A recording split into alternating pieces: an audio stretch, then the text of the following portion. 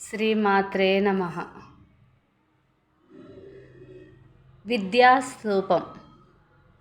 ఇది ఈశాన్య గదిలో కానీ, ఈశాన్య మూల కానీ, పిల్లలు చదువుకునే రూములో కానీ, స్టడీ రూముల్లో కానీ, విద్యాలయాల్లో కానీ ఈ విద్యాస్తూపాన్ని ఉంచుకోవచ్చు. ఈ విద్యాస్తూపం ఉంచుకొనుట వలన పిల్లలు విద్యార్థులలో సృజనాత్మక శక్తి వెల్లివిరుస్తుంది.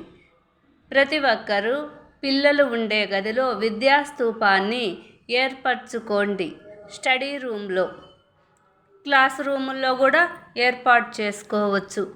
ఇవన్నీ కొన్ని పద్ధతులు చాలా ఇళ్లల్లో ఆచరిస్తూ ఉంటారు.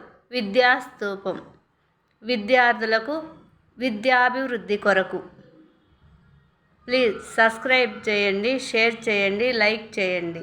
అక్షరాల ఆణిముత్యాలను